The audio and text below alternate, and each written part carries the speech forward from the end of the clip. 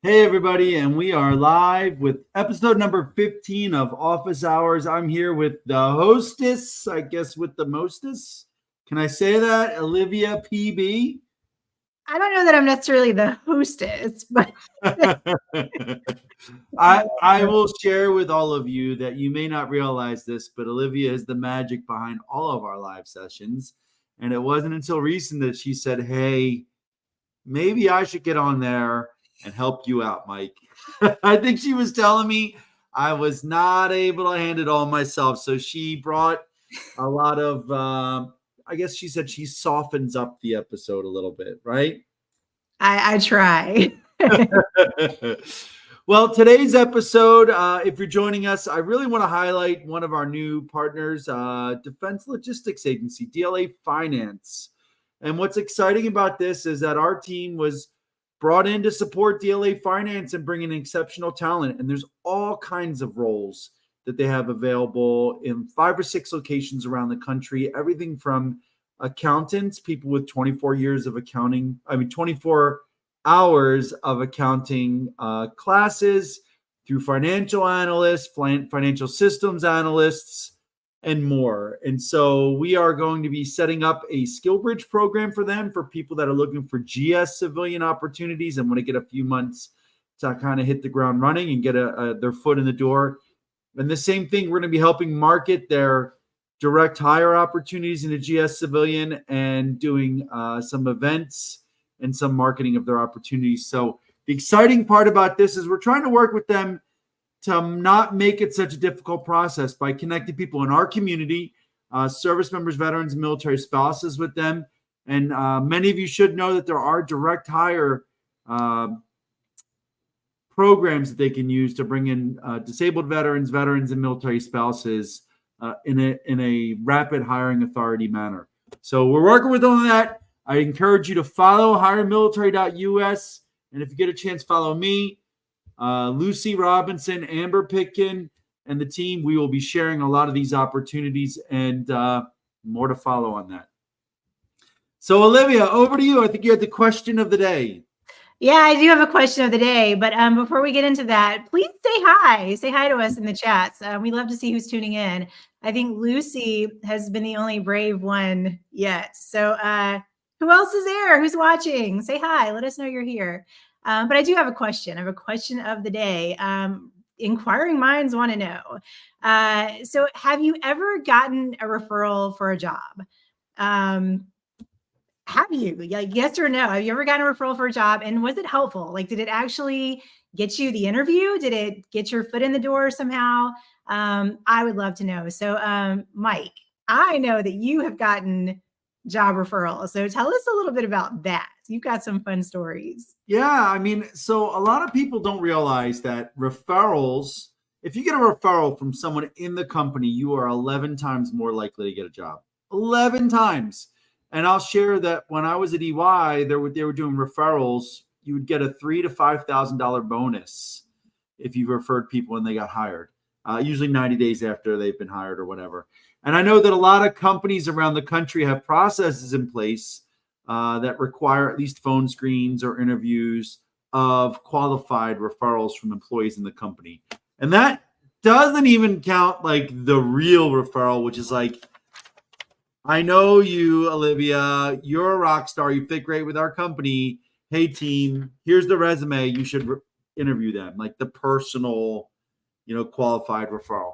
And so, I just tell people that the referrals are like a rocket ship to success when it comes to transition. Not guaranteed, but a rocket ship to success. And so I actually have a couple fun stories.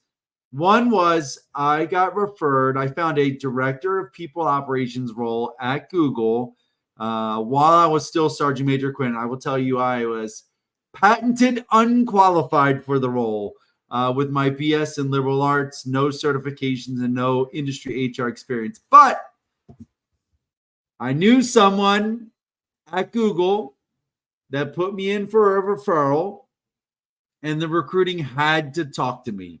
So now the conversation ended up being, hey, you're not qualified, but, really appreciate your interest in the role.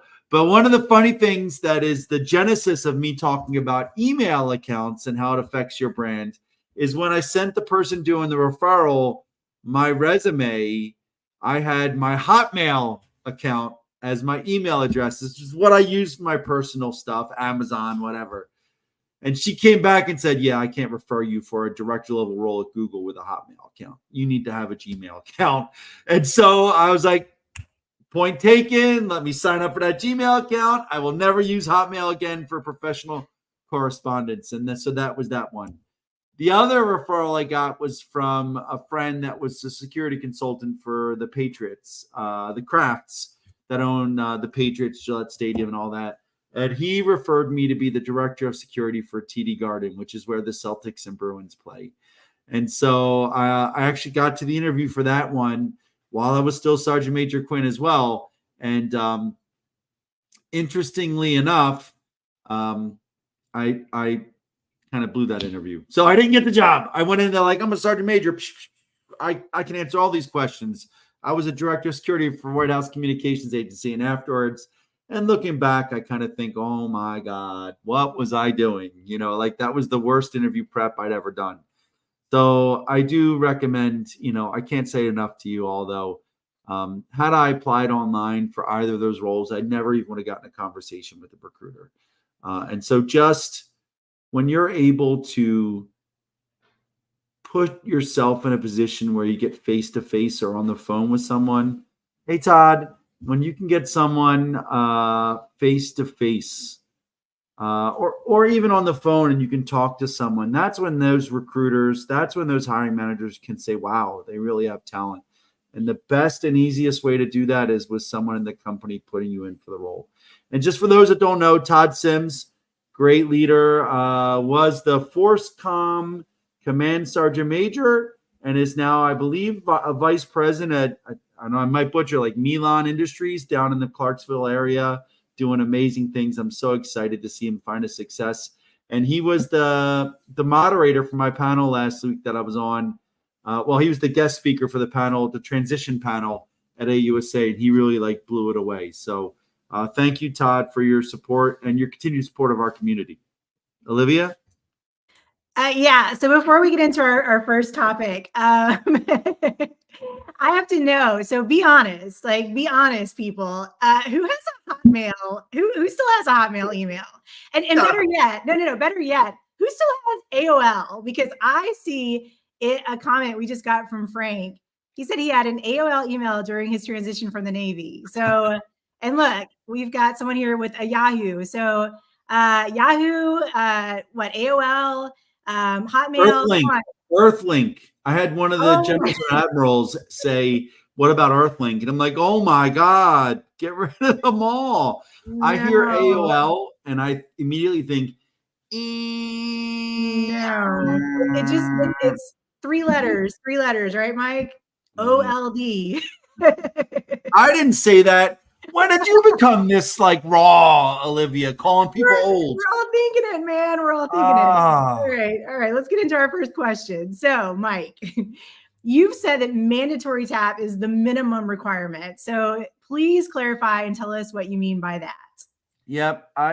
So I think there's a misnomer out there about TAP, the Transition Assistance Program, not TAPS. TAPS is a song they play at funerals. TAP, Transition Assistance Program. And, what's basically happened is that military, Department of Defense leadership, not the big leadership up top, but the leadership level has offloaded responsibility for the transition to the Transition Assistance Program. And when you talk about TAP, you're talking about three interagency partners that are running it. You've got the Department of Defense element, the first A, that covers the industry and the actual requirements to transition. You've got the Department of Labor that handles 3 days. You've got the introduction one that everybody has, and then one of the 2-day tracks. And then you've got the VA that handles 1 day, usually the last day. So 5 days of mandatory training that everybody has to do. And so everybody thinks that you go to TAP and you're good. Commander's I sent them to TAP, they're good. And that's a wrong. So TAP is the minimum requirement to check the block for congressional mandates and transition, right? TAP is designed to give you basic skills for you to find a job or find a career or go back to school or start a company post-military. Like if you think that you're just going to attend TAP with a boots to business, 2-day seminar and suddenly boom, you're an entrepreneur and you're killing it, it's not going to happen. It's the same thing for the transition course.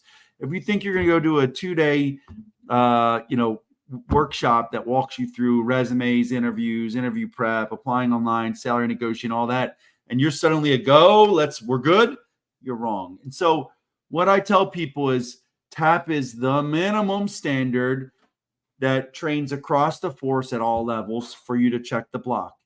Now, what people need to do is realize if you don't want the minimum when it comes to jobs, if you are someone that prides yourself as being a high performer, you don't ever just do the minimum.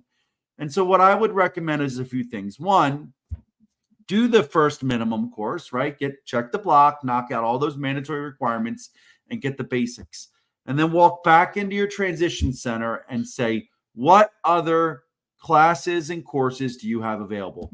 I know there's federal resume classes. I know there's other resume classes. There's additional VA benefit classes. There's other workshops you can take. Why not take a Boots to Business course? Even if you're not thinking about going into business. I wasn't planning on becoming an entrepreneur and starting a business. I wish I would have taken that class before I gotten out. But go into the transition center and ask what resources they have available so that you can get additional classes. My friend Kelly Rockwell said that the best value she got out of the transition center was those other classes, right? And they've got some fantastic instructors teaching it. And then the other thing I'm going to say is that you need to start leveraging nonprofits. Like the transition assistance program is good, right? And you get a lot of different resources and a lot of different training and programs. But there are a lot of specific nonprofits out there. There's over 40,000 of them. I'm not going to tell you they're all good, but there's a lot of nonprofits out there that do great work in support of our community. So the ones that I like to refer, they're trusted resources for me personally because I use them. The USO Transitions team, I tell everybody, you just Google USO Transitions and you will get a transition specialist that kind of works with you one-on-one concierge style. Like you call them if you need something and they connect you to additional resources. And they host all my Mastering LinkedIn webinars. The next one, which is I think 11 a.m. on Eastern time on the 29th next week. So Tuesday. So USO Transitions, there's American Corporate Partners. I'm on the advisory council. I've been so for years. And what they do is they connect you with a mentor from a Fortune 500 company that works with you for a year. My buddy Jose Velasquez got an executive at Major League Baseball. And I want you to think beyond the fact of having someone like that in your corner, talking you through the transition, I want you to think about the network that they can open up to you, right? And how amazing that could be. Then I like to talk about Hire Here's USA. They do a great job with resumes, right? I'm not saying like go get your executive resume written from scratch from them, but I'm saying if you've got a resume like I did and you reach out with Hire Here's USA, they've got other programs there as well. But they assigned me someone that took a look at my resume, gave me some incredible feedback. I had a great time with them. And then the last one I'll say is 4Block. I actually ran a couple of their sessions when I was at EY. If you're in a location where 4Block exists, they basically partner with these huge companies and they bring you in one day, here, one day to another one. And that company, runs some sessions or classes to train. But the most important part about that is you get to spend an evening at like an EY or a Deloitte or, a Nestle or whatever, and make relationships where if you hold out and conduct yourself in a professional manner could lead to some incredible opportunities. So, and then the last thing I'll say is go back into the transition center and ask them what vetted resources, what vetted nonprofits they've worked at that are local, because some incredible local nonprofits that'll help you. And then I just want to pivot before we get you back over to Olivia. I talk about it's not acceptable to me, and I didn't know this when I was a sergeant major, that we basically offload the responsibility for the transition to the transition assistant program, right? We say, go to the transition center, go to the education center, and they're going to help you transition. And I think it is a command team responsibility. Commanders and command senior enlisted leaders or senior enlisted leaders should be involved. And so I'll tell you, I think you should be incorporating transition-related content into your training schedule. And the easiest way to do that is as a leader to go down to the transition center and just ask them what vetted speakers they have, what resources. I know that the VA contract will have them come out and speak to your unit, but you can get ahead of a lot of this stuff and have a vetted speaker come in and talk to you about specific topics, not just you, but your entire unit on these training sessions. If you schedule something once a quarter, twice a year, whatever, you're providing immeasurable resources to your people. And here's the reason why I want you to do that, not just from the transition, but I will tell you that the transition was the hardest year of my life. Like the uncertainty, the fact that on November 1st, I knew that I did not have a job and that I was retiring in the DC area, and my retirement did not cover the money I needed to live. And I was not financially secure enough to go 6, 8, 10 months without a job. And so there's a lot of stress there, and trying to do all of that while I was still doing my job and everything else was horrifying how hard it was. And you know, thankfully I at least had that retirement, but I'll tell you, there are a lot of people getting out that don't have the same. And so what I'll say is that there's a couple pieces of this. One, I had a conversation last week with an Army buddy, and I talked to his son about joining the Army. And I've done that numerous times since I've gotten out. I would not be where I am without the Army. Two, I will say that the suicide rates, the 22 a day, a lot of that post-military has to deal with us losing our sense of identity, losing our community. The day I left my organization, and this is nothing on a unit, it's the culture, nobody called and checked on me. Nobody said, how are you doing, or anything else like that. Thankfully, I ran into the 2-star at the transition course, and he brought me over and checked in on me, which was amazing. But you know, the suicide rates, a big part of that is us losing our purpose, losing our mission, and losing our community, feeling like we're alone. And so I encourage commanders and senior enlisted leaders, everyone in the military, like if somebody you rate gets out, you should automatically calendarize like a 30-day or a 90-day or a 30 and 90-day check-in where you just ping them and say, hey, how are you doing? Did you get a job? Are you okay? Do you need resources? Whatever. You could literally save a life. And then the last thing I'll say, why we should be doing it mission related, is a lot of people don't realize how unemployment works post-military. And they hear these crazy numbers about how the military pays for unemployment. But basically, when a transitioning service member gets out and they file for unemployment, their state unemployment pays the unemployment rate, right? And then they bill the Department of Labor. And the Department of Labor pays the states back. And then the Department of Labor bills each of the services for their people that were out. And some years it's been over $150 to $200 million where the services have had to pay out of their operating budget for unemployment. So there are reasons at the operational, at the strategic and tactical level for us to actually care about what happens to our people once they get out, beyond just the servant leader piece. And so that's what I talk about, the mandatory TAP and how we need to change the culture and get more involved. Perfect timing, Olivia. Yeah, no, that's good. In fact, David made a great point. He said, get to know your transition center early so you know what they can do to assist. That is excellent advice. How early, Mike? I mean, that's a good question. So you are congressionally mandated to go to TAP, to start the TAP process no later than 365 days before your separation date. And so what does that mean? It means even if you are thinking about reenlisting, but can't reenlist until you're within that 1-year window, you should be going to TAP. But I will typically tell people 2 to 3 years out, you should start planning for your transition. I know you can't schedule TAP attendance at that point, but if you Google TAP events, you get access to the online curriculum. You can do it yourself. And then, I just think 2 years out is probably the sweet spot for most, because what it allows you to do is do the career exploration, get your LinkedIn together, start thinking about what you want to do, talk to people without the crush of the last year, trying to find a skill bridge and everything else like that. I tell people it took me over 200 informational interviews, 200 calls with people at industry to figure out just what I wanted to do. And, it was hard to factor that in a year. If I'd spread that out over 2 years, man, I might still have my hair, So I just tell people, spread it out, give yourself time, reduce the stress.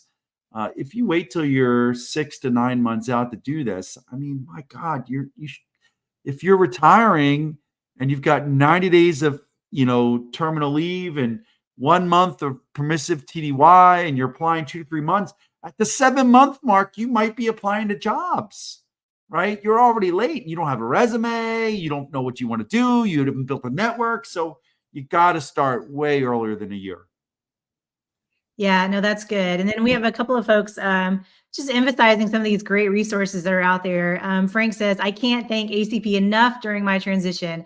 I am right there with you, Frank. And I'm a military spouse, and I actually had my own ACP mentor, and she is wonderful. Like she's still in my life, even like 3 years after our official ACP mentorship program was over. So super recommend that as a resource. And then Ariel says that Hire Heroes USA has some great resources. Totally agree with you, Ariel. They actually helped me write my resume about 3 years ago as well. And so that was a super helpful resource for both veterans, transitioning service members, and military spouses. So please do take advantage. So Mike, got another question for you. So we already talked about referrals. Let's talk about the role of recruiter screens, okay, and the importance of follow-up. So share your thoughts on this. I know this is a big topic for you. I think this ties into the topic of ghosting, like the horrifying, like on both sides ghosting. I will tell you that recruiters get ghosted by candidates all the time, and candidates believe they've gotten ghosted by recruiters all the time. And I will tell you, I think that we need to define ghosting a little bit more closely, but that's not what this question was. I will say that a recruiter screen, phone screen, or anything along the lines is basically that first outreach, right? You've applied to a job, or a recruiter's messaged you to set up a call, and you set up a call, and it's basically for the recruiter to determine whether you are a best candidate or a potential best candidate for a job. Meaning, they're trying to determine whether or not you will be one of the shortlisted candidates that they are going to present to the hiring manager or panel for interviews, right? That's what the recruiter screen is. It's to make sure, hey, they are the person they look like on paper, or maybe they look like a fantastic candidate on paper. They're missing one or two things. Let me reach out and talk to them and see if they have them. They probably do. They just didn't list it on the resume. That's what a recruiter screen is, right? Now, what I tell you is it might be 10, 15 minutes. It's usually not super long. What I will tell you is that at the end of that recruiter screen, you should ask the recruiter, what are the next steps, right? When should I hear something back? What are the next steps? Something along those lines. A lot of times the recruiter will give you a date like, hey, I'm hoping to have this done by this time, expect to hear something back end of week or next week, something along those lines, or hey, I'll call you by Friday or whatever. What you need to understand is that is not a locked in date that this is all going to happen. There are a lot of variables. That is an estimate from the recruiter. There are a lot of variables into play as far as how many candidates they have to shortlist, how the availability of the hiring manager, whether the job gets put on pause, whether another high priority rec has come their way that they have to spend their time and effort on it. There's no recruiter that's bad faith giving you a date they don't intend to follow. Like, they intend to do it, but there are a lot of other things that happen. And I will also say that time moves differently for the job seeker, right? There are weeks where I blink and the week's gone. I'm like, what the heck did I just do all week? And I will tell you that there are job seekers out there that got off a phone screen and they've been dreaming about the job for a day. And they're like, I haven't heard anything back. What's going on? Like, it's just a different time warp. And so what I'll tell people is ask them for the next steps and when you should expect to hear something back. And then in your tracker that you've created, your Excel spreadsheet or whatever that tracks your networking opportunities, the people you've spoken with, your mentors, and then another tab, hopefully for your interviews, because you're going to have a lot of irons in the fire. In the second tab with the interviews, I would set a reminder to follow up on that date and a note that said that you expect to hear something back. And so I'd give them a day or two after that time has elapsed. I'd send them a nice note saying how great it was talking to them, and you wonder if they heard anything back. Here's the key to this. It should not be the first follow-up email that you send to them, right? Within a day after that phone screen, I will typically, not right away, but usually a few hours to a day later, I would usually recommend sending a thank you note to anyone you interviewed with. And so I would send a quick thank you note to the recruiter, email them, whatever. You have the email address. Just short, thank you. I really appreciate the time. Looking forward to hearing from you in the next couple of weeks. If there's anything else you need from me, please don't hesitate to reach out. Best Mike, right? Then what I would do is I would reply to that a week later after the time's elapsed and say, hey, just checking in. Have you heard anything back? Boom, done. And what that does, it reminds them, because recruiters are talking to hundreds of people, it reminds them that you're that person that had the EQ to send a thank you note. And it also reminds them to check in the process. Now, you may hear something back, you don't. And in reality, you may not hear something back right away. They may be working other requirements. And I'll tell you that is an answer in itself, right? But for me, you're not ghosted until you've actually done like hiring panel interviews, right? And like you've actually, not the first, the second or third round of interviews, and you're expecting to hear something back and they disappear. And even then, sometimes maybe the recruiter took another job and you got lost in the shuffle. Always, give grace and understand that there's a lot of stuff going on, but be proactive and follow up on your own. I just wanted to say hi to our friend Kristen. Glad you made it. To do the job she loves. I couldn't be happier. That's awesome. So just real quick, Mike, I feel like I've heard you say this a million times, but just to, David made another great point. He says, I won't read the whole thing, but he said, I jokingly say you should prepare for transition the moment you join the military. I feel like I've heard you say something similar. So just as we close out our final 2 minutes, just reemphasize just the importance of like always having it in your mind. I will not be in the military forever. Yep. No. So Congress actually mandated the military life cycle transition back in, I think it was 2014. And what they mandated was a program that service members receive sequential transition related content throughout their career, starting at the day they raised their right hand and ending when they got out. And if the Department of Defense implemented that, what you would have is you'd have, lieutenant colonels, sergeants, majors, and above that have had 20 plus years of transition related content. And it could be during PCSs, it could be annual training, it could be remote, it could be a professional development schools, whatever. But I think that is the thing David said is the key to all of this. It's not waiting to the end to start jamming on it. And I will tell you two things that I enjoy saying. One, I enjoy asking people if it's the first time they've been through TAP training or whatever, or when they're getting out, and seeing timelines, and you can see the stress level on a lot of them. And in fact, the Air Force has been doing a great job of sending their generals through twice, once earlier in their general officer career and once before they get out. But the other thing that I will say is that I'm being nice by not doing it, but every time I see someone say, they're a servant leader, I want to ask for proof that they've done any training on the transition for their people, any proof that they're checked on their people once they've gotten out, that they've cared about what happens to their people post-military. I mean, that's the key. And again, I'm not trying to call out specific leaders, but the culture has to change where we as leaders, and I say we because I messed up on it, we as leaders realize that we have a responsibility that extends to our team beyond the military, right? Post separation. And when you do it right, recruiting becomes so much easier because every person that gets out is the best recruiter you can have. And that was the last thing we were going to talk about. I've got no more time. We'll get it next time. But like, I will hop on a call and pitch the Army. I will hop on a call and talk about my experience with the Navy and connect them to someone in the Navy.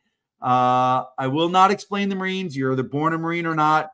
And the Air Force, I will say, check to make sure they're in the office before you go there. But I love all of them, and the Space Force and the Coast Guard. And I will tell you that we need to find a way to get our people to know that they are supported throughout their transition, that their service cares, and they will pay back in spades. And that's it, Olivia. Over to you to close it on out. No, you're right on target, Mike. Totally agree. But with that, we will see everyone next week, next Thursday. So have a great one, everybody. Thanks for joining us.